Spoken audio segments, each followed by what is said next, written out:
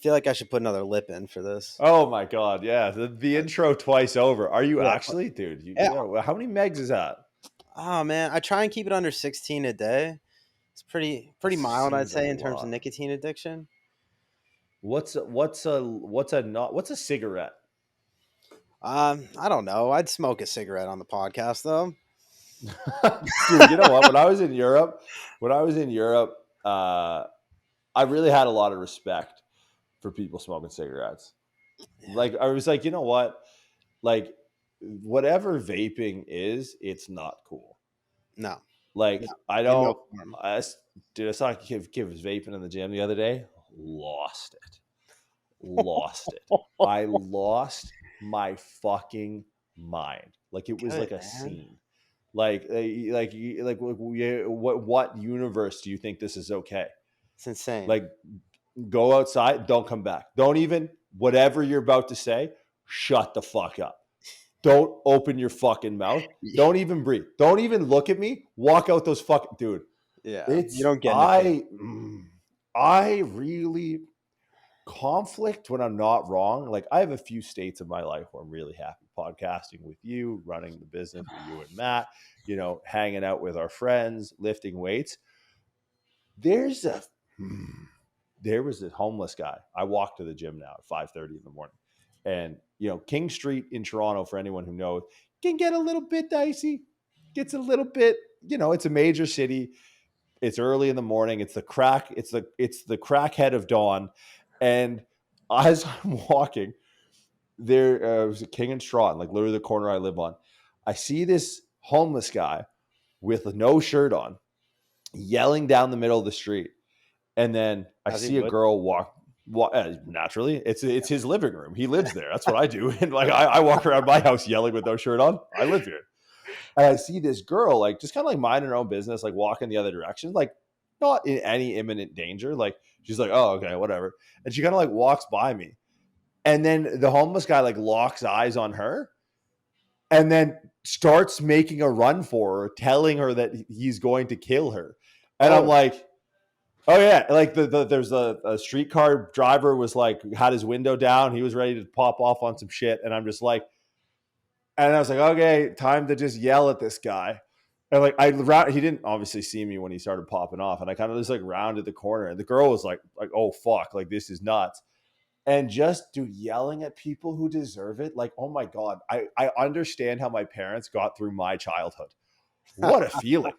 Just yelling at people that deserve it and then they do the thing you tell them to do. yeah. Amazing. What a feeling. So between Vape Boy and the homeless guy, I've been having a week. Yeah, sounds very vindicating. It's good. It's one of these days that's not going to go good. But up until now, we're batting 1,000 on the if I yell at people, they stop doing what they're doing. And I bet so the the head streak lives tattoo on. helped. I need more. Yeah. I was thinking lately about Ooh, doing the dome on top. the top. Yeah. That's Yeah. good. You As gotta the think homeless like people get crazy. as you age though, like that hair is gonna thin, so you want it to be something that ages well. Yeah. Head tattoos that age well. That's a Google search. Yeah. Yeah. I So think. responsible. That's a responsible. Yo. Okay. Crazy intro. Got nothing to do with anything. Have you heard the thing about Ye's Kanye West dentist? No, I have Are you not. interested at I all? would no, but I'll listen to it. Dude, I almost had him as a guest on the podcast. Oh my god. But yo, it gets crazy. I guess I read an article the other day that so I didn't know this. This is like the weirdest intro of all time. Kanye West, I guess it's like his former publicist, is this guy named Milo Yiannopoulos. And Milo Yiannopoulos is like a fairly famous political commentator, like Okay. very, very, very smart, very, very well spoken. Was like kind of in the public eye, maybe like post 9/11 ish. Kind of the beginning of this news, entertainment, social media, YouTube thing, like a very prominent figure in the political space. And then I guess he was like working Kanye West's desks and he like got fired and then kind of like went to TMZ and was like, hey, everyone kind of needs to know that Kanye West is hooked on laughing gas from this dentist in LA who is like putting fake diamonds in people's teeth and stealing their money. So all the guys Yeah, that are put it, and like I know dudes who've gotten their teeth done from this guy. that's wild. Yeah, like there's a couple of football players I work with that've gotten their teeth done, and they're like, yeah. Then this article was like pretty scary. I'm not going to name the dude's name, like if it's not true, but like Milo Yiannopoulos is like a pretty well known person, and he's like seemingly very concerned about the health of Kanye West. He's like, no, he's like addicted to nitrous, like addicted, Yo, and this dentist guy's got the plug. So yeah, I never thought I'd be in a position where I feel bad for Kanye West. no, I have no sympathy. Rich people doing dumb shit with their money, it's hard to feel bad for that in my eyes. Yeah, that's true. Yeah, I'm a poor person who does dumb stuff with my money. So, Right, and I right. can't I have no pity for myself. So why would I Yeah. extend it to them? Uh, The weirdest intro of all time. Uh, level one sales are underway. yep. I think I've counted 20 countries so far. Unreal. Yeah, Unreal. pretty wild. Yeah, it's pretty nuts. Like we're going worldwide with it. Really excited for the semester. Yeah. Starts September 29th, 30th, whatever that Monday is. Hmm. The 30th. So if you guys are looking to hop in, head on over now www.pre-script.com. Secure your seat for next semester. Yeah, this will be our best semester yet. We're Yeah. gonna have a great lineup of coaches. You're gonna get a lot of like diverse opinions and viewpoints on applied biomechanics, functional anatomy. That's what we like. Like we're not. It's not a system. It's a systems way of thinking, teaching you how to think critically, to identify what are problems, and I think really more importantly, what aren't problems. Yeah. For Like the sure. whole point of this is simplifying your approach, right? Making it sophisticated. Like it's complex, but it doesn't have to be complicated. Yeah. And I think having the diverse sort of opinions and slants from coaches that are sort of best in the world at whether it's sports, strength and conditioning, or body composition and contest prep, or whether it's general population, everything from like master's level PhDs to the guys who've just been doing it for 20, 30 years, plus like the collective. Like you're just going to get a really well-rounded view. You're going to get like a compression of hundreds of years of experience and education in 4 months, which Yeah. like 4 months is a long time. And it's deliberately a long time because we're not going to be one of these like weekend courses. But the reason the course is 4 months is that we're going to give you something, hopefully more than a few things a week on a lecture, and we want you to go out and deploy it and go out and try it and come to labs and bring feedback. And a lot of exciting stuff happening with labs as well. So when you join the L1, you're going to get access to the Prescript Collective when the semester starts. Collective is going to have some unique labs that only the collective has access to. So if you're in if you're in the semester, you want to get access to labs, you're going to join up the collective for free. If you're not in Prescript and you want to just come to our labs and join the collective, you can do that as well. Just head on over to www.pre-script.com. Jay and I are going to be back in technique labs now on the weekend. So alternating Sundays, you're going to see me and Jay in the technique lab with Bagheera. This is where it's a trade, right? Like what we do, it's like you're a carpenter and a plumber and an electrician and a tiler. That's what training is, right? And it's become not that. And the technique lab, I think, is a really good way to start bringing a lot of the principles that we talk about into the real world, right? So L1 registration for sale. Today's episode, Plateaus. Yeah. Yeah. It's a good one. The value is later in the episode. So stay around for that. But yeah, just to double down, like the prescript level one is, I'd say, the most practical and applicable resource on the market right now for anyone that's a coach. You get access not only to us, but to a community of coaches all over the world with all different experience that you can literally talk to 24/7. So you'll learn, yes, the hard facts. You'll learn the anatomy, the biomechanics. You'll learn training principles, but you'll get to network with people that have been doing this for their entire life. This is their livelihood, and they are so passionate. They care so much about that, about what they do and the product that they deliver as a coach, as a trainer, as myself and Jordan. Also, we exemplify that day to day. So if you're interested, now is the time. Hop in, get connected with all the Prescript coaches all over the world, and I guarantee you won't regret it. Yeah. So, guys, enjoy this week's episode. We'll be running this back. If you have any questions, reach out to us. You could also reach out and have a chat with a course advisor. So, if Yep. you guys are looking to just have some get some questions answered, go to the homepage at Prescript. You can go down and book a call with a course advisor to talk about the curriculum in more detail. If you have any questions, obviously you can message us. Today's episode, we go through Plateaus. Uh, we take what I think should be the conventional view, but is not.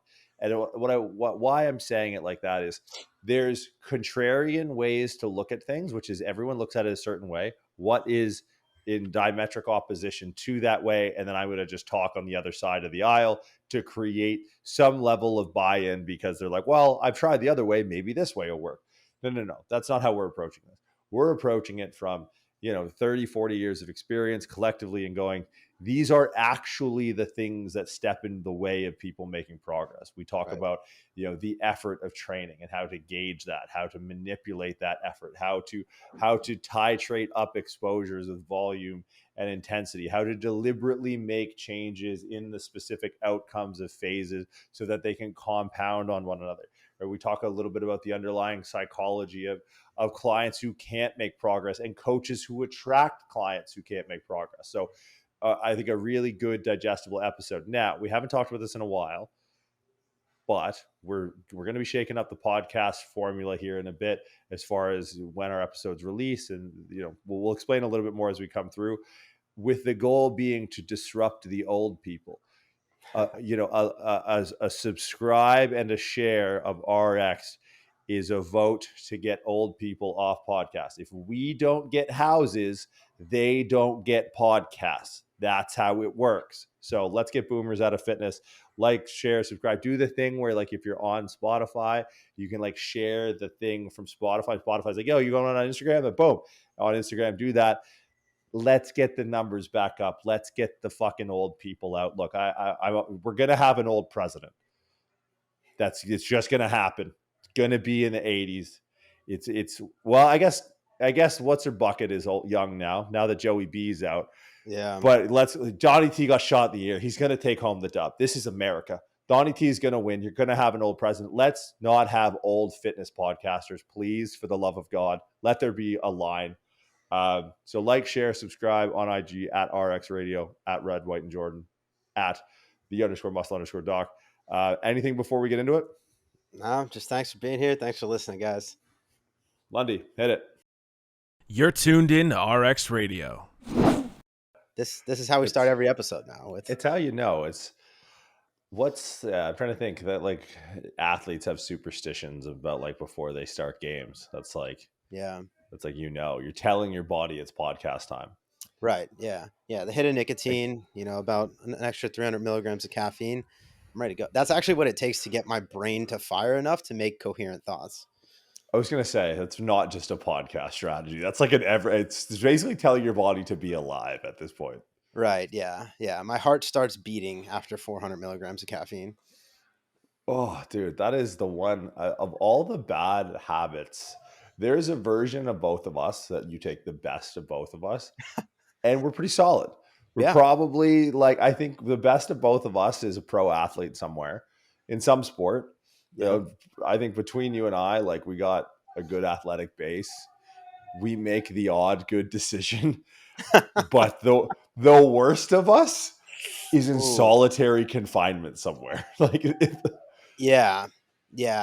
Probably dead because of some sort of situation where the worst of us as one collective person had to be taken out.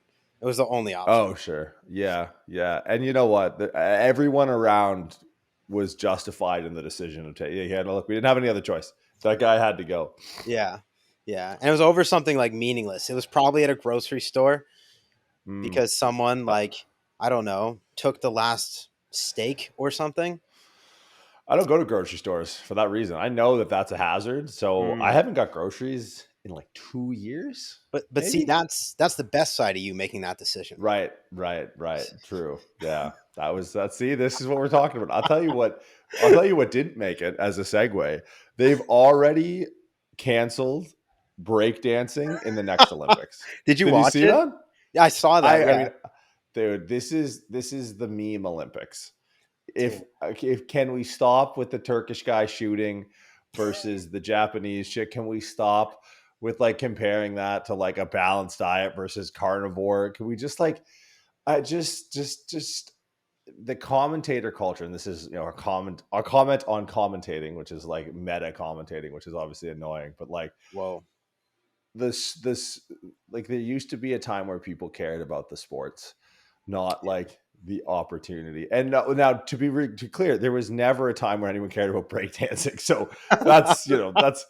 But when I watched that performance, if you will, and they gave a little bit of background about I think it was Australian breakdancer. I'm like, this is fitness academics. This is a master's in kinesiology in the gym. That's what it is. Theoretically, sure.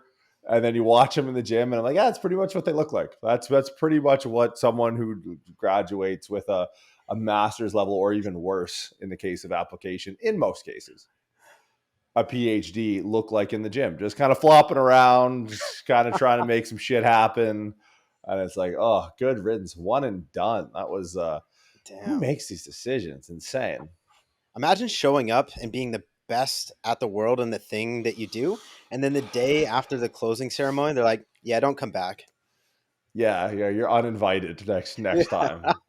I wonder, I think I don't know who got gold, but I No wonder if one that really makes cares. no one cares. Yeah, I'm sure Yeah. their parents didn't even show up. It was that was because curiously my brain goes to like, how do you train for this? I think that's like a really good benchmark for does it need to be a sport or not? Is like, is there rigor in training that exists outside? Like, you can make arguments about some of the more like kind of extraneous gymnastics disciplines and be like, I don't really know. But like they're athletes that usually compete in multiple disciplines within gymnastics. But if there's a sport that doesn't require or seemingly require some sort of rigor in training to it, I think that's a pretty good dividing line, because like there's not like you're dealing with any type of physical specimen that's unique in any type of way, right? Yeah. It's to me a breakdancer seems like a failed gymnast, where gymnastics is like interesting to me in the sense of how subjective it is. Like a lot of respect to Olympic gymnasts because it's fucking hard, and like watching some of these people do what they do, it's like, yeah, you're a fucking athlete. But also watching these people do what they do, I have no idea how to tell who is better or how much better. Like that whole situation with Jordan Childs getting her bronze medal taken, where Explain that. I didn't see it. There wasn't a I meme for it, so I didn't see it. right, yeah. Once it comes out in meme form, then the world will know. Um, so I don't know the specifics of the story, but she was awarded third place. She got a bronze medal, went through the ceremony, everything, like has the medal. And then for 5 days after the event, one of the other countries like petitioned her bronze medal, saying that one of her routines or one of the uh, gymnastics things that she did was a lower difficulty. And as much as I understand scoring in gymnastics in the Olympics, which I don't at all, so it takes with a grain of salt, but they're tiered in terms of like difficulty, right? If you do, I don't know, Simone Biles has like things named after her because she's the only one that can do them.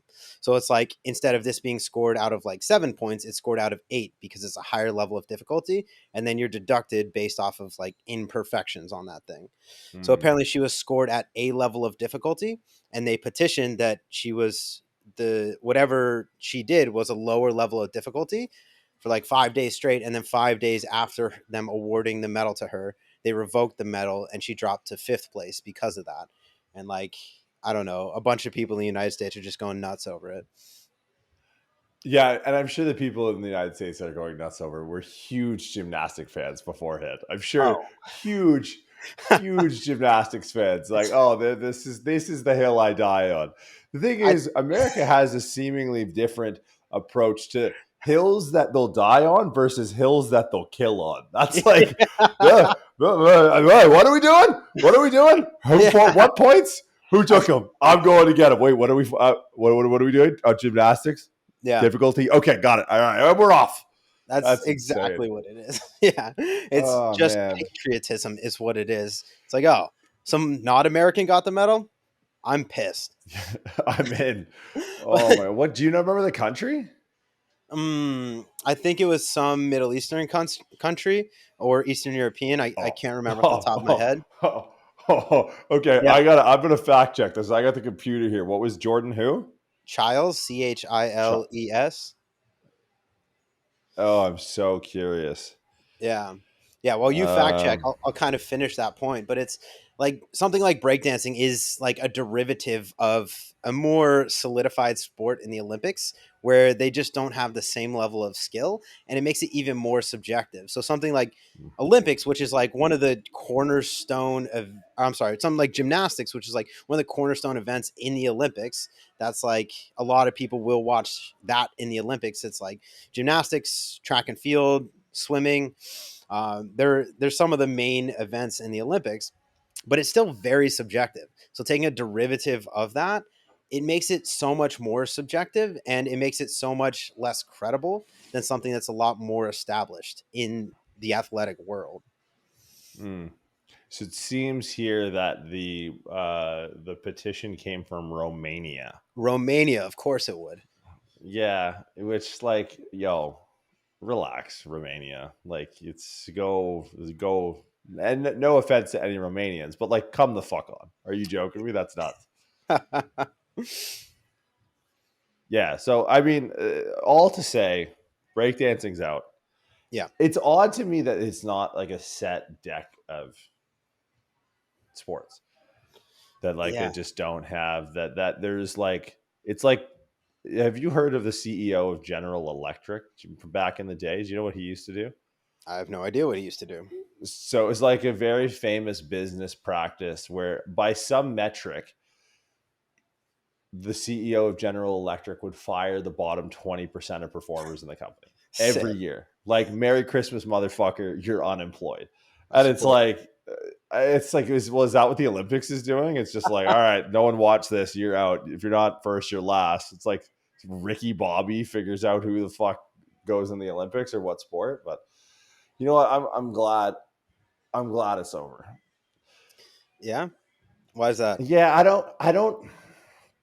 don't dislike the Olympics because it's there's very few events that in my mind have meaningful and fair competition because sports now are so much dependent on the access to resources, right? Like, there's a couple of the good stories that come out of it which I think make it worthwhile, but really like the meme culture it started to ruin it for me. Like, I just I was stoked off the Turkish dad that came out and just sniped with a hand in the pocket. But like it just when all you remember is like the dumb commentary of people, it's like fuck man, that's not. And the Noah Lyles, I don't know if you followed this story in the Olympics we did here in Canada. So like the 4x100 Canada won, and it like goes back to the story of like Noah Lyles, like saying Canada who. And did you see that? Did that circulate in your world? Yeah, I've seen that, and a lot of things about him, like talking shit on the NBA and NFL as well. Like, there's a lot of controversy over things that he said. Yeah, and then pretending to have COVID of being in Right. a nightclub. Yeah. I mean, hot take. The guy just kind of sounds like a piece of shit. Yeah, I think. Yeah, it's not necessarily a strong moral character that goes with high performers in sport. Fair. But you Yeah. guys doing, you guys got some great ones. Like Steph Curry in the Olympics to me Whew. solidified himself as the one is as okay. So I have this conversation all the time. When we talk about athleticism and I ask people who their favorite athlete is, what I'm really asking them is what do they value most about athletics, right? That's what the question Right. is asking. Because like, there is an air of subjectivity to it. The constraints of the sport, the demands of the sport are going to spit out a bunch of different skill sets depending on even they get down to like the position. Like not all basketball players are the same. We're not all football players the same, especially football. There's like 6 different sports being played at once. But like, if you define clutch in athleticism, you got to think Steph is one of the best athletes of all time. If you're thinking like it's the game is on the line, who's getting the ball in the hands, I don't think there's any. I mean, Brady pretty clutch down the stretch. Patty Mahomes pretty clutch down the stretch, but basketball has an intimacy to it that I think they can't rival football. Like football, you got a bunch of dudes who are trying to protect you. Where basketball, like, dude, he was 2-on-1 coverage, and one of them was like the tallest kid on the planet, and he went like 5 straight threes in the last 2 minutes. Like, that's. I mean, I'm not even a big basketball fan, Yeah. but watching that performance was pretty dope. Yeah, and I mean this kind of means something coming from me, not that anyone cares, but I don't follow basketball closely, but Steph Curry has for years, for probably shit, since we were in schools when I started following Steph Curry, so that's like 10 years ago almost. Like he's been my favorite basketball player to watch, period. Like just the finesse that he has, the consistency, the accuracy, he's just an incredible athlete. Like I don't think Yeah. anyone can deny that, no matter where your loyalty lies. Like he's a fucking gamer. Yeah, sports are in a weird intersection right now where, like, at least when I look at hockey and I look at basketball, which are, they run so adjacent as far as their schedules are concerned. Like, they run an 82 game schedule that starts in October and ends in like May, June for the playoffs. And the best players in both of those leagues right now it's almost like tennis is very similar to this, are probably going to be retired in the next 1 to 3 years. Yeah, Like, if you look at tennis, Andy Murray just retired, Federer's out, Rafa's probably going to be out, and Djokovic is still crushing, but you have to imagine he's been doing this for 20 years. He doesn't have that much longer on the body. yeah, Hockey, Sidney Crosby, Alex Ovechkin are still like top tier. You have the McDavids and the Bedards, but like the old guard is still crushing it. And then if you just look at the U.S. Olympic team, it's like, you got KD, Steph, and LeBron, right? KD's the Like, only basketball player to have 4 Olympic gold medals. That's at least 12 years of dominance. yeah, yeah, and not to mention you're doing that while dominating on the court. Although there is an interesting stat that KD only ever wins anything if Steph's around, because the only championship he won was with Golden State, and that kind of helped that you're playing with Clay and Steph, but which makes Steph that much better in my opinion. And look, even the best player in the world, to kind of circle back to Steph, down the stretch when you have LeBron and KD on, they're both like, yeah, but Steph. Yeah, Like, yeah, that's a tip of the hat from the best. I think that solidifies him Hall of Fame all time. I think he's untouchable in this era. Probably not given enough credit because it was so easy to compare LeBron to Jordan. But yeah. for his position, it's not even close, man. But anyways, Olympics are over. LA, next one. It's wild, Next dude. summer games in Los Angeles. That's fuck. It's been a minute. 70. When were the last LA Olympics?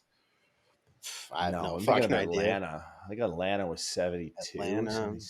76. I don't And know. But that yeah. No, there's a it'll be Winter interesting to Olympics in see, Salt Lake like, City. okay, yeah. It'll be interesting to see how spread out everything is. Because, like, I mean, LA's spread out enough. But Dude, that anyways, I city's might gonna I might shut down. oh, it's just I was in Paris 2 days before the Olympics started, and it was like pretty unreasonable. And I can't imagine Paris is as difficult to navigate on a good day as LA is, No. right? Like LA is. Anyways, what are we talking about today? We're getting into training plateaus. No segue today. We're just going to dive right into it. Yeah. Uh, So you said something interesting when we were talking about the episode. It's like how most people when they discuss plateaus, first defining it as an inability to continue to make progress to whatever goal that you are trying to achieve, right? So I think we're all on the same page there. But most people use the language of, like, breaking through plateaus. They sort of see it in their mind as some sort of graph. Progress is going up the X and Y axis, obviously the X being time and the Y axis being, ability or the completion of a particular task. And then the time still elapses, time still goes on, independent variable, x-axis, but your progress towards whatever goal you're trying to achieve is no longer being attained, right? That's when, come like the word plateau, what it means outside of a mathematical setting would be like, if you're climbing some mountain and you reach a plateau, which is like a flat stretch of ground. So that visual on a graph is where we get the word or the meaning in the case of training of hitting a plateau, which is like time keeps going, but you're not making any progress. And Right. you said something that was interesting. It's like most people try and like break through plateaus. That's always the language you hear. Like, how do I break through a plateau? But you said training through a plateau, which is I think is a key way to frame it, because plateaus to me happen for one or two reasons. It's like there's not enough or there's too much stimulus. That's usually what the go is, right? So you've had adequate stimulus given your particular fitness level to get to a certain point where your adaptations in your body are no longer responsive to that stimulus and it needs to be higher, or you have a really, really high training stimulus and your recoverability no longer meets the demands necessary of that high training stimulus, and you're no longer able to perform in the gym and your performance goes down and your the ability to achieve results go down. So when I think trained through, I think that's where like a lot of people, they go wrong, because when I think about plateaus, and whether it's fat loss, whether it's muscle gain, whether it's strength, these would probably be the three most common. There's really easy and what I would think to be systematic levers to pull to start to eclipse this plateau, right? So I'm sure you have similar, but I'm curious of like when you hit this point, either in your own training, because I think to me it happens less and less the more you train, or it should. If you know what levers to pull and you know what works and you're honest about your training intensity and your volume, like I know when my training is shit. It's like the number one barometer to my mood every single day. If my training shit, I'm kind of like annoyed with myself. I like shake my head during sets if my training's bad. Like if I like misstep on like a set of walking lunges, I'll have like 10 reps to go and I'll just be like lunging while I shake my head, like so disappointed. Yeah. But where do you look at, like how do you rank order prioritize of like, all right, we are working with someone, they've hit a plateau, someone has come to us like, hey, I've hit a plateau in X, Y, or Z, whether it be strength gain, fat loss, or muscle gain, and maybe it's different for each, and maybe we go through, where do you start with people, like kind of a checklist of like, okay, let's take a look at these variables first. Yeah, that's a good question. And you have to start to look at what you are doing and ask questions, because to me, a plateau is a procedural error. What you're doing is not in alignment with what you're trying to derive from your training, right? And you mentioned it kind of comes down to stimulus, too much, too little. But sometimes I think people are just eliciting the wrong stimulus. Like they're chasing the wrong thing in hopes of getting something out of it that it will never produce. Right. So I think a big part of what brings on plateaus in training is a lack of willingness to change what you're doing.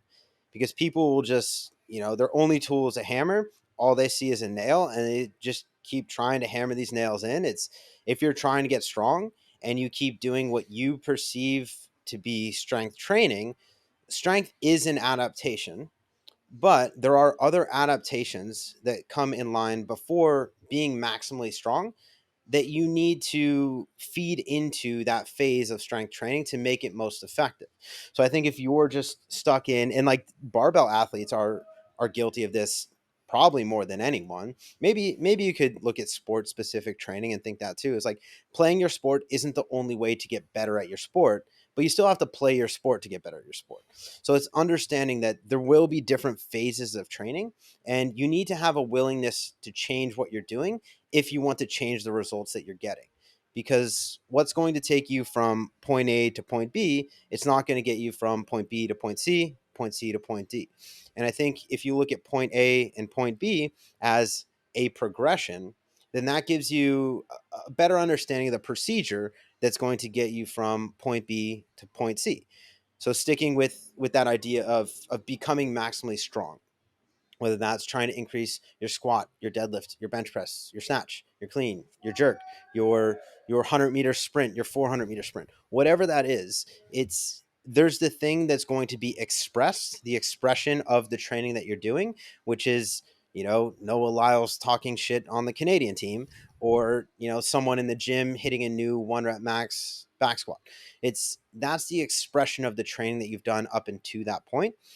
But that doesn't necessarily mean that the training that you have to do to get there is identical to the expression of that training, right? So I like to pull things from different models that I think are principle based and they don't really change based off the application.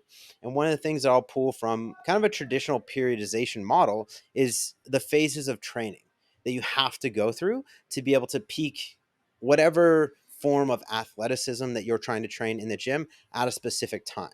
Because if it's a 100-meter sprint, I mean, I'm not a sprinting coach and I'm not going to tell you how to do this, but I can pull principles out of training that can outline the process and what that should look like throughout the year, because these things don't really change when it comes to athletic expression.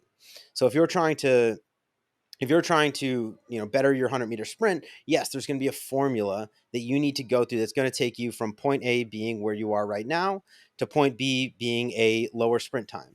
Or if you're trying to increase your 1 rep max deadlift, there's going to be a formula that's not very different in terms of concepts and variables, where it's going to take you from point A being whatever your deadlift is now to point B being a higher number in the deadlift. And that comes through different adaptations at different times. And an idea that I'll come back to, and I've said it probably 100 times on this podcast, is phase potentiation, right? The idea that the training you're doing right now is to elicit a specific adaptation that may not be identical to the expression of your end goal, but it's something that we can now build on top of to create a more meaningful adaptation in the next phase of training, and a more meaningful adaptation in the phase of training after that. And we're literally building that pyramid up to a higher peak. So it might start with something like muscular endurance in specific positions for a deadlift or for sprinting, whatever that might be. It might be something that looks nothing like the end goal, but there's positions that we need to be able to hold against a more meaningful stimulus or for a longer period of time. Or maybe we need to make sure that you have access to full range of motion in specific joint angles so that you can later express that as force production down the line. But those are two different adaptations, and we need to make sure that we have one before we can start training the next one. And I think once people start to understand that the expression of what they're looking for in terms of their specific goal is not what's going to get them to create those adaptations that are going to allow them to peak higher, then we can start to dissociate that train of thought that if I want to deadlift more, I just need to deadlift more. When in reality, if you want to deadlift more, you need to look at the entire process of what's going to get you to deadlift more. And I think for me, if someone comes to me and they say, all right, I have this plateau, what can I do to break through it? I'm just going to ask a lot of questions. I'm going to ask them, what are you doing currently? Like, we have to understand the goal, of course, but what are you doing currently? What have you tried? And what has changed? Because I think that's the most important question, is what has changed? A lot of people, if you start to dig and you kind of ask a couple questions around that, I'm sure you'll find that someone that has reached a training plateau, they haven't tried anything new, or they've tried very novel pieces of maybe swapping out exercise selection, but they haven't really changed the intention around what they're doing much. So if you can get to the root of what has changed, what hasn't changed, then you can start to make more intentional changes to start to rebuild that pyramid. And I think people get attached to this idea that if I'm not constantly deadlifting or sprinting at a maximal capacity, I'm going to lose the ability to do that, when that's not necessarily the case. We need to be able to take a step back. Like, if you look at like a periodization model, whether it's linear progression, wave loading, undulating progressions, like it literally looks like peaks and valleys. Like you'll see intensity, volume, whatever metric you're monitoring, you'll see it go up and then it comes down, and then it goes up and then it comes down. And every one of those peaks and valleys in succession, they start to become a little bit higher. The valleys are going to be higher and the peaks are going to be higher. And you need to start at a low enough point to allow yourself enough time for that progression to play out and to elicit the adaptations, the specific adaptations of each phase of training, so that you can continue to stack those, so that eventually when you start to peak up, you're peaking higher than you've ever peaked before, and your valleys are going to be higher than they've ever been before as well. So that, in terms of just kind of rationale around training, I think that's where most people go wrong, is they're not looking at the correct variables to change in what they're doing and the intention behind those in their training, and that's why they run into plateaus. Yeah, it's a lot of like, it's too general to be specific, but too specific to be general. I feel like when you look at people's exercise Yeah. programming, like, you know, interference is a tough one, and it's a concept that likes that the people like to throw around. And again, it comes down to general versus specific. Like, if you, the better you get, the more specific you're going to have to be, and the more concerted your efforts are going to have to be towards the goal you're trying to achieve, right? And I think a lot of times when people are, the people who I most often hear from about plateaus, they're they often have specific goals with a general approach, Mm. and that the general approach is going to work because general approaches are going to give you general adaptations, which are Right. sort of just going to raise your overall fitness. So I could, for example, I could, if I lost 20 pounds and I was looking to improve my 5K time, the very act of, that's a fairly specific goal. It is specific. There'd be a particular number in which I could run 5 kilometers. And then when I go to retest it, that number will either be, less or greater than what it was before. But if my approach is like, I run a few times a week, and then I lift 4 times a week, and then, I really dial my nutrition in, that'll work. That will definitely work. And it's definitely a general approach to a specific goal, because I've not really made any effort towards any of those things ever. So it's like, and people they get this relationship with things that work for them. And much to your point, like, they haven't tried anything new.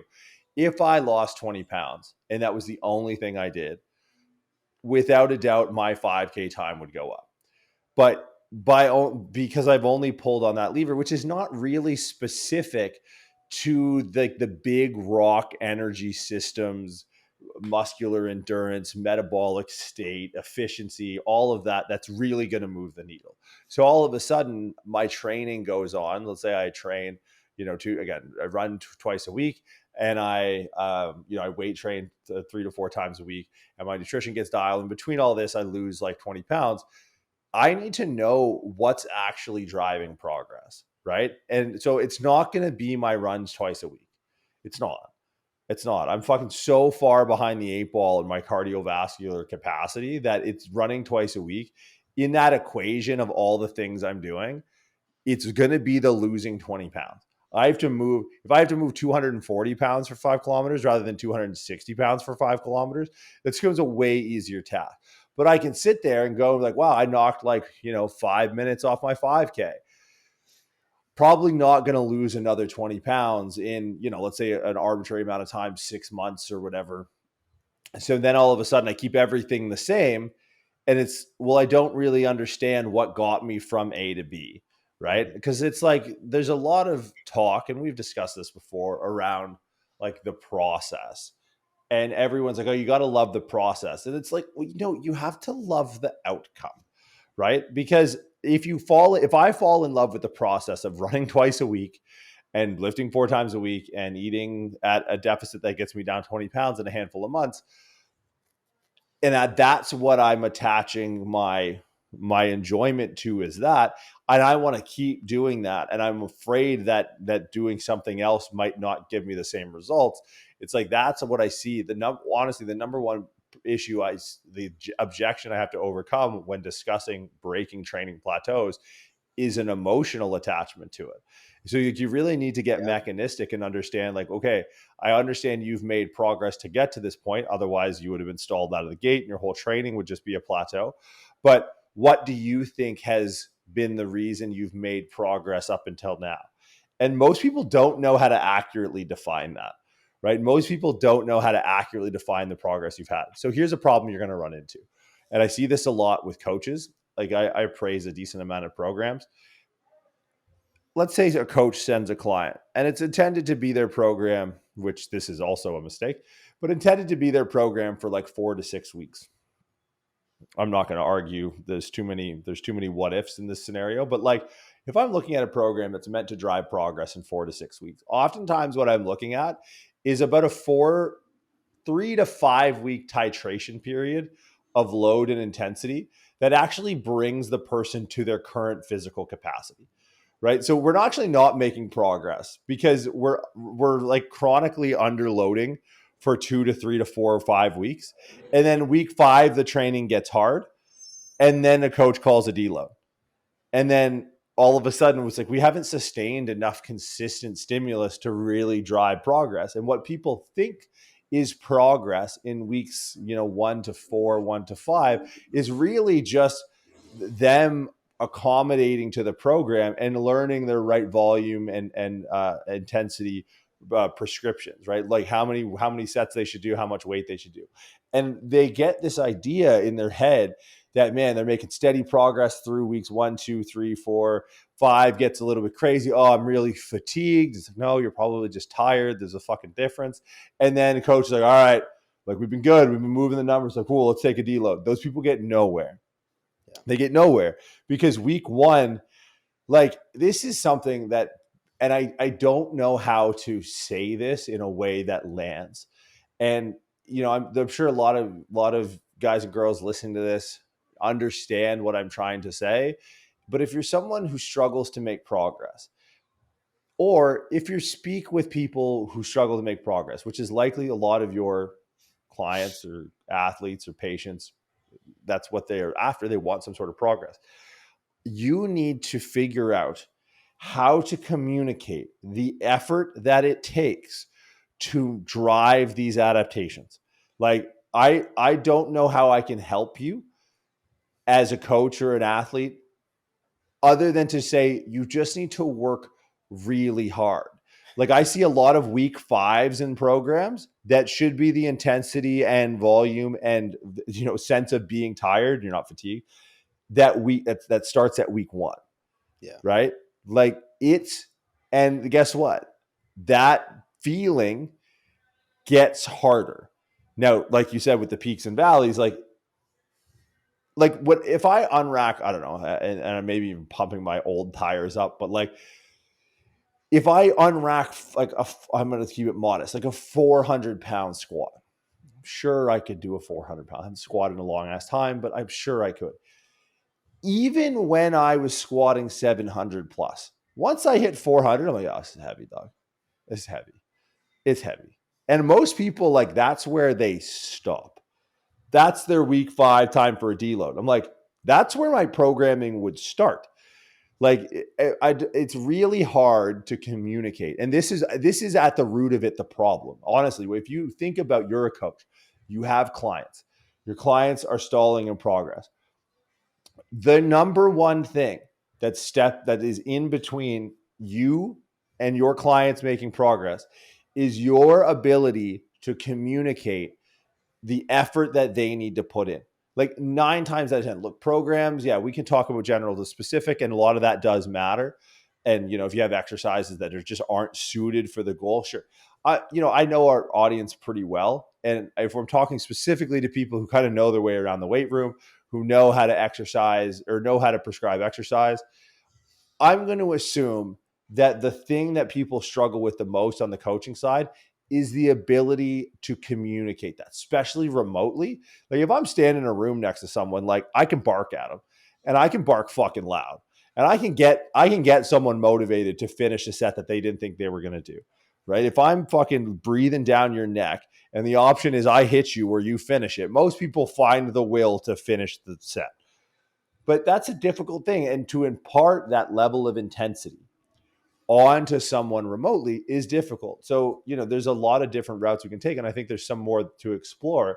But for me, when I'm thinking about when I'm thinking about plateaus, a lot of times, as so far as this inquiry crosses my desk, and by desk I mean DM, the more often than not, the starting point I have with the coach that I'm consulting with about the plateau of their clients is like, you got to get them to fucking work harder. Like, I'll take a look at the program, be like, all right, all the ducks seem to be in a row here. This looks pretty solid. Um, let me see some training footage if you have it. And I'm like, dude, you gotta light a fire here, dog. Because what you're doing in the first 4 weeks is actually is cutting into their fitness, and you pull the plug where you should be hitting the gas, right? You hit the brakes on someone where they start to feel tired. It's like, that's, dude, you're the coach. You need to have the conviction in your experience in what you're seeing to be like, okay, this is where we actually start, because it's something that, and you've experienced this. I think we actually talked about the other day. I have a friend of mine that I started training with, and he came in for a pull session with me and Jay March, and he texted me a few days later and he's like, oh, so that's what training hard is. I'm like, yeah. He goes, oh, I haven't trained in 10 years. By that definition, I haven't trained in 10 years. Like, I was like, I don't know if I've ever done what that was. And he's like, you do this every day? I'm like, every day. Every day I show up and I do that. And frankly, it's like a workout with someone who's like kind of new to working out. It's actually way harder when you're not around. Sorry to, you're not a wet blanket. You're pretty cool, but like, actually, no, he's fucking awesome. He's dope. But like that light bulb is something that it almost can't be taught, but it's step one of really getting progress. And the thing is, when you see trainers online, who some people may have, whether it's, really famous influencer, or, someone who's doing workouts that you don't think are intelligent. The secret sauce for people who are winning like the one to many exercise game is they can somehow, through their personality or their marketing, they can inspire people to work really hard. And that's what's going to win. So plateau number one for me, the ability to communicate how much effort is needed to actually push progress. And a lot of it is like right now, and it's stifling the industry, and it's stifling a lot of coaches, and it's making them frustrated. There's a lot of talk about doing the least amount possible. Minimum effective. Walk away, go. I think Starbucks needs a barista on Shaw and King. It's right next. Don't fuck up, because I don't walk down. Jay knows I'm not walking down to get my coffee. I'm getting some motherfucker to bring it up. Go work at the Starbucks at Shaw and King if your strategy with your clients is minimum effective dose. Yeah, I love it. I think you made a lot of really potent points in there, a couple that I want to weigh in on, but I'll jump in on that one just because it's fresh. I 100% agree. I think if you're trying to get to a level of performance that you've never had, you need to work like you've never worked before to get there. And that's something that, especially in today's day and age when there's so much information out there, I think it gets lost. Effort wins. Effort fucking wins every single time. Like, if you're not trying hard, you're never going to get there, because there's always going to be someone that's trying harder and training better, or even trying harder and training worse. But that will to do better is what's going to carry progress. Absolutely. And I think we do reference a lot because it's where the space is going, online trainers, online coaches. And yeah, that's probably a lot of the people that are listening to this, but nothing beats being in person and having a training partner that fucking pushes you. Like, I'm not a large human in terms of large humans on this earth, but pretty much for my entire training career, I've trained with guys your size. Like, even when I was in high school, I trained with football players that were like close to 300 pounds, and they would just fucking bury me. Like, but that's a level of effort that's like, all right, this guy can do this. I'm going to see what I can do. And if you're not constantly pushing yourself to new heights, there's no way you're going to be able to break through a plateau, because you need to have that mindset when you come to the gym every single day. If your goal's not just better, like, better's easy to accomplish. Better can be measured a lot of ways, but if your goal is what is the best that I can do in this given scenario, and even if you fall short of that, that's the mindset that's going to get you to break through plateaus. Like, just, you can't be a bitch about it. You have to go in and you have to understand, like, yeah, it's not going to feel good. you're probably going to feel like ass. This is actually going to pull away from your efforts in other areas of life. But if you really want to see how far you can push into this, like, you need to make those sacrifices. There's very real sacrifices that you have to make depending on the level of progress that you want to get. And some people have very moderate, you know, subtle, mediocre goals, and they'll have to make small sacrifices, which in a lot of cases they fucking won't do. They won't do. But if we're talking, like, we start off talking about the Olympics, like, these Olympians have sacrificed basically everything in their life to be there. And that's not taken lightly. Like, if you want to really make change and you want to make a difference, then you have to make sacrifices to be able to do that. And it's kind of circling back to a few other points that you made in there. There's kind of two different areas that you need to assess if you're looking to break through some of these plateaus. And one's going to be more psychological, and then the other is going to be more physical. And there is that attachment, like you mentioned earlier. There's that attachment to, this is what I've been doing and I've seen progress with it in the past. But it's, again, it's not the same thing that's going to get you that continued progress. It's, yes, this is a vehicle for progress, and one that I've seen over and over again, and I hate so much. I hate it so fucking much. Olympic lifters and power lifters, they've probably done at some point in their career the Smolov squat program. And this is a Oh, perfect example, because it's just an unnecessary exposure. It's not intelligent programming, but it will get you progress because it's an exposure to high volume and high intensity and high frequency. So anything you're doing at a high volume, high intensity, high frequency, you're going to see some progress at. But that's not a sustainable way to get progress. I've seen people do this once, they'll add 100 pounds to their squat. They'll do it again, and they'll get bilateral knee tendonitis and won't finish. And that's going to be, in the long term, that's going to be more of a setback than it was something that can create a recreatable trajectory to your training career. So that's part of that emotional side of things. More on the physical side of things, there's something that needs to be understood. And I think you made a really good point when you said, if you're trying to run faster, losing 20 pounds is going to be the thing that gets you there, not necessarily your running training.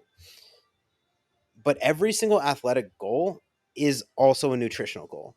There's not a separation there. And I think that's something that people don't realize. They put too much stock into the training side of things, and they just kind of sweep the nutrition side under the rug, or they just kind of normalize that they're just kind of doing the same thing nutritionally and changing their training, which those things have to align. There's a proportionate change that needs to take place in either of those things. Whether you're eating in a deficit to lose weight, there's going to be a training implication on that, where in terms of volume, intensity, frequency, what you're able to do, yes, and also performance. And there may be some cases where that is what you need to do to perform better. But just because your diet is doing something doesn't mean that your training is going to be doing the same thing, especially in that scenario, right? If you're in a deficit, you're going to have a decreased training capacity, even though that might lend towards you accomplishing the end goal of running the 400-meter faster, or whatever the end goal is in that case. But a lot of times when it comes to strength specific goals, people are unwilling to make the changes that it takes to accomplish those goals, because there's this very real parallel that people have in the fitness space of aesthetics and appearance and physical ability, right? And I think a lot of people are unwilling to, again, on the emotional side, uncouple those things. Is that performing at your best, it's not going to be your leanest. So a lot of times, if you want to increase strength, you're going to have to put on muscle mass. You're going to have to put on body fat. You're not going to be at your leanest when you're performing at your best. And that's an emotional thing that people are maybe consciously, maybe subconsciously unwilling to sacrifice. So I think that's another part that's really important. And there's kind of an overarching idea to this in terms of the physical side of things, outside of, appearance and training capacity. It's going to be recoverability, right? Your diet has to support the recoverability of the training that you're doing. And that's another thing that people, they're very willing to ignore that. They're ignorant to that if you're training hard, yes, good, you need to be training hard, but you need to be recovering in a proportionate amount to your training for you to create any sort of meaningful adaptation in it, in just in a biological sense. Like your body doesn't give a fuck what your goals are. Your body gives a fuck what the stimulus is that is being input into that system. So if it's not calories in, if you're not eating your protein, if you're not eating enough carbs to fuel your workout, if you don't have the cholesterol and the fat in your system to have any sort of meaningful hormonal response, then your body doesn't give a fuck if you want to squat more, if you want to deadlift more, if you want to run faster, jump higher. It's going to do what you're telling it to do. And that's a level of responsibility that you have to be willing to take. Yeah, the inputs driving outputs, because like recoverability and preparation are kind of two of the same. Like how you look at recovering after a session could easily be seen as how you're preparing for the next session. Right. And I think it's a lot of times when you start to see those, like the week 5 being tired, it's like, well, you're just undernourished for what you've currently gone ahead and done. Like, Yeah. hydration alone, Yeah. right? Like the research on what being a fractional percentage of maximally hydrated does to performance. Like something to the effect of, you can start to see performance detriments at as low as like 3% less of maximal hydration, like a water intake that you should have based off of your body weight. If you're 3% less than your recommended daily intake of just water, you can start to see like noticeable decreases in performance. So, and it's something where, the training, like you said, it's the inputs drive outputs. They have to run in tandem. So I think those levers of like effort, and do I have enough enough gas in the tank to support these efforts, right? Like Right. it's always, it's kind of like preparation to make progress in the gym from a nutritional standpoint is like, we all know those guys who say, like, who have no fighting experience, who've never gotten a fight in their life, but like, oh man, like I'm gonna go crazy. It's like, dude, you're gonna end up on the sidewalk in like 3 seconds. And that's like people going into training. It's like, dude, you're not prepared. Like you're not prepared for, I could take you up behind the woodshed and fuck you up on a single training day because I'm prepared for it. Like I've eaten and drank enough food. I have a relative, balance. And the thing, that the skill, I think that it needs to be learned is how to know your level of preparedness, right? Like how to Yeah. make the adjustments on the fly. Now, obviously for maximum progress, every day you're prepared, every day you have hit these particular landmarks for your training. But I think for a lot of people, and this is where, I think coaches go wrong, is like, you got to understand, and this is what experience will help you with, is you got to understand that the research that we base this stuff on, when we talk about calories or we talk about performance, we talk about hydration, research a lot of times, and rightfully so, has to control out the human element. That's Yeah. why they're so rigorous. It's literally controlling out all of the variables. And what you could look at a variable is in research as is human behavior, right? Human Like error fucks everything. human error, dude. And that ain't that the truth. But it's like, so you need to take, I always say you got to be data informed, not data driven. If you're data Yeah. driven, then you're quite literally, you're in the passenger seat of how you approach your career, which like I want to be in the fucking driver's seat, and I get to decide if a particular principle in research is going to change my course of action or not. Right? I see Yeah. a lot of people who are data driven, and they're data driven, all right. They're sitting in the back seat while data decides what they do, and data is at a high level really subject to human error and Yeah. human influence and human greed and all that. And I'm not saying it's true of all research, but like it is something. There was a time where Coca-Cola was sponsoring research, and we could look at the evidence and say that Coca-Cola wasn't bad, or sugar this or sugar that. And it's like, okay, that research said it, but they're just paying a bunch of people off. And I'm not a tinfoil hat guy. I'm not an anti-research guy, but I'm in journals, more or less every single day. But I'm at the wheel. Like I'm the one driving that decision. But I think the real trick in coaching through Plateaus, more specifically, and you can obviously interpolate this to training through your own Plateaus if you're not a coach, is how do I maximize suboptimal? Yep. That's where the money gets made, is maximizing the suboptimal, because the human being, I mean, you got some guys that are just, completely dialed and they hit everything. And some people who are high end and they need to do that. But the majority of times you are left in this middle ground of maximizing suboptimal. This is where you need to understand, do I need to titrate volume? Do I need to titrate intensity by changing exercise? Do I need to give extra rest day? Do I need to give extra training day? And so it's like, we can talk about the best case scenario of, effort and nutrition and, reps and sets and minimum this and maximum that. A lot of times you got to realize that you're playing in the fucking, like, you're playing in the streets. Like, this is not sanctioned. You got to be very, very adaptable in your approach while still understanding how to push rocks uphill. And I think a lot of times when clients hit past plateaus, the coach is liable for not factoring in the human side of it, right? They're just thinking of this spreadsheet and they're thinking of these numbers and they're left scratching their head. I don't get it. You should be, X pounds down. And it's like, yeah, but you're trying to optimize everything where it's about maximizing the suboptimal. And the good coaches can, they can make almost anything work within reason. And as a byproduct of that, they can impart that onto their clients, and they're either going to be able to navigate around plateaus quickly, or frankly is the goal to not hit them at all, to understand what you said, talking about this, phasic potentiation of like, it was funny. Fuck man, this is how my brain works.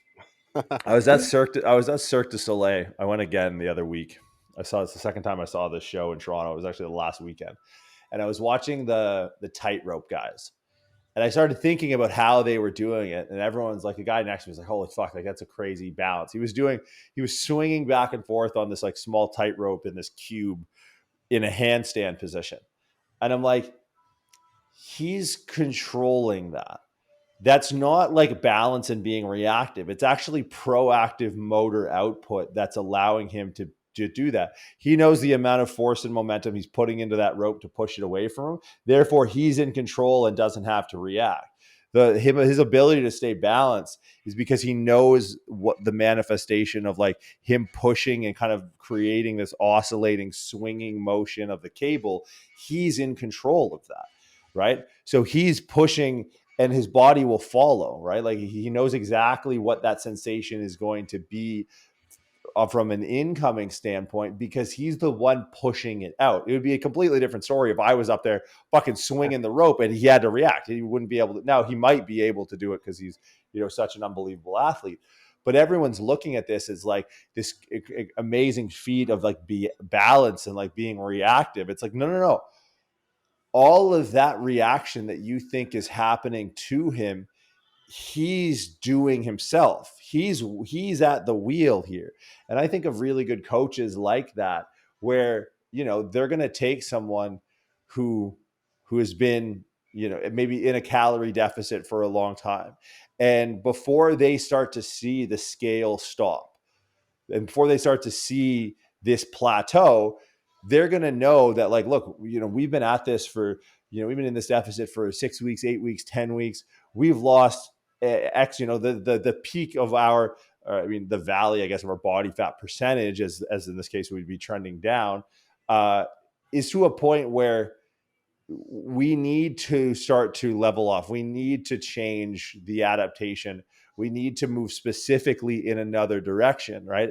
So they sort of take the reins, because like as you start to get down to lower percentages, if you've coached anyone who gets like, who's gotten really lean, like sub 10% or less, it's like, you want to talk about the human error fucking things up, right? You want to talk about, like, you can think that you're training, fucking Navy SEALs, or training these supercomputers that are just going to do whatever you say until they're 4% body fat.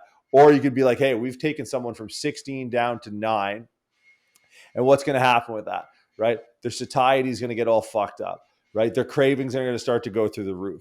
Like, look, nature finds a way, man. That's on some Jurassic Park shit. Like, the likelihood that you're going to move from 9 to 7 as easily as you move from 15 to 9 is basically zero, right? They start to feel good about how they look. They're like, oh wow, like, I'm pretty shredded up. They're gonna slip, but it's not a slip if it's already programmed. Like, hey, we're gonna get you back up. We're gonna start working on getting some strength back. We're gonna kind of reverse you out of this. We'll get you up to like 12, 14%, whatever, maybe not 14. We'll get you up to like 12%. And we're going to really start to focus on our performance. We're going to start to put some numbers on. You've held some good strength. Now let's start building off of that. That's like the trapeze artist pushing into the rope. He knows where he's going, and he has no issue in staying balanced on that rope while he's in some fucking handstand position, because he's the one that gets to dictate where the rope goes. Therefore, he knows how his body is going to follow. With coaching, it's like if you run up to a wall and plateau, and look, it'll happen. Like if you're a coach, it'll happen in your career. The goal is to be able to move people before that plateau hits, so they don't come to you and be like, yo, I'm not down any weight this week, and then they start fucking up. They're like, oh, like if I've been in this deficit and I've been at 9%, and the scale hasn't moved in 2 weeks, and I kind of look the same and I feel really tired, and on Saturday night I fucking just got a ton of cheesecake. It's like, you see that move 2 weeks before, dog. You see that cheesecake night 2 weeks before, and you go, hey man, like we're gonna pull you out of this for a few weeks. And then that way it's like it's the Joker and the Batman thing. It's like no one freaks out if it's all according to plan, right? Like you can give them that cheesecake night or whatever as a deliberate part of the plan of pushing them into a specific training adaptation. No one ever plateaus. Right. And that's where good coaching to me really, when you fucking nail it, when you're like, I think of Macintosh a lot when I think of coaching. Right. Yeah. And there's another point I want to bring up about it is the GOAT. And it's like, and I think it comes by like what your metric is, like his ability to recomp people, improve body composition, because he's always in control. He doesn't wait for things to stop happening. There's a predictive value of, and what I think he's really good at is communicating and furthermore listening to people, which is such a huge part of communication. Like he can see these writings on the wall of like when the human being is going to step up and fuck this up, and he steers them accordingly. And another thing I wanted to talk about quickly is, and this reminds me of Killian and his coaching, is if you're a coach and you're struggling to get clients and you're struggling to get the right clients, I think posting your training as a coach is super important, because it sets the expectation of the standard you have for your training. Therefore, your clients, people who fuck with you, are going to be like, I fuck with this guy because he trains like this. That's your elevator pitch. If you post your training, and if your training is like hyper specific, and we're talking reps in reserve, and we're like we just periodize and progressive overload a bunch of machines, it's like that's what's going to knock on your door. Like that's what's coming in. That's what you're inviting. And so if the goal is to really push effort, you need to push it in your own training, right? Like I couldn't imagine how Killian's check-ins go with his client, but I couldn't, in knowing him and watching him coach and watching him train. And it's like, I couldn't imagine any client is surprised when they get feedback that goes, yeah, you're just not working hard enough. Because look at him train, right? Guys like does like single leg bounding step ups with like 500 pounds, like attaches kettlebells to his fucking neck and tries to take his head off. That guy's not going to be like 2 RIR, right? Like, that. And it's like, you're going to attract that. So, I see a lot of dissonance, and dissonance to me cognitively is just, it's an inability to communicate with yourself, honestly. Like just like all problems are communication problems. When we start to see a dissonance and people are unhappy with their client base or unable to find clients, it's like, yeah, dude, like it's the law of attraction. Like they're gonna reach for what you're putting out. And if what you're putting out isn't the thing that's going to get results, and it's like, I hate to come back to the idea that like, do you have to kind of be in shape to be a coach? It's like psychologically, I think absolutely yes. And maybe not to be a coach, but to get clients. Those are two different things. Yeah. You have to get clients to be a coach, but you can be a good coach technically without having clients, but you're useless and you'll never know if you're a good coach. So I think like just the way human behavior is like you need to be physically capable to send that message of what your service is going to be like to get clients. Then, like, I know people who can get clients and are terrible coaches, right? But why do they get clients? Because people watch the training like, oh, it looks pretty sick. That guy's jacked. Like, that's the most of people's gripe in the industry. Most of like good coaches who can't get clients, they get mad at people who are bad coaches who can get clients. Like, what's the difference, dog? What's the difference? That guy posts his training and he looks sick. Okay, solve for that variable, idiot. Like, so that's my second rant, and I learn a lot obviously from the guys that teach with us, but those are two that come to mind. Like, Mac's ability to be in the driver's seat and to be like, look, you're the coach. They don't get to decide, right? It can be collaborative, but at the end of the day, if you say like, hey, next week we're gonna really push, and it's gonna suck, but we need to get some compensation. We're gonna deliberately go into some sort of deliberate overreaching, and they go, okay, and then they do it, and then you're right, and then they take a taper, and then they're strong. Like, all right, cool. But like, so I think remembering that, like, you're at the helm, you can make these decisions to avoid these plateaus, right? Because if you're caught flat-footed, it's like, what are you doing, dog? And the second to that, it's like, look, you need to get clients to help people through plateaus. Take a look at what type of training you're putting out, because I can tell by the way someone trains how many of their clients are going to plateau. Yeah. Yeah, I feel that. And I mean, this is a little bit of a left turn here, but that went pretty far from where we were. But I wanted to let it play out because that was fantastic. Something that it's just in my brain and I need to say before we end this podcast is kind of more on the tactical side of things, like in terms of training, in terms of periodization, in terms of recovery specifically. When we're talking about the inputs that you put into the system are going to elicit the outputs that you get out of the system. Sleep is going to be something that is incredibly important with this. And an idea around sleep is also sleep periodization, right? The training session that you do is going to dictate the recovery needs in terms of getting as much as you can uh, in terms of adaptation out of that session, right? So if you have a heavy day during the week that you know is going to be maximally taxing, you want to set someone up for as much success to pull everything that they can out of that session. So maybe you want to put that on a day where you know that they can sleep longer, or having phases of training where you emphasize that, hey, like recovery is going to happen because of your nutrition during your sleep. So during this phase of training, you need to periodize your sleep appropriately so that you're getting an hour, hour and a half, 2 hours more sleep through this phase so we can maximize it. And if you're not willing to do that, then you're not going to get the most out of this.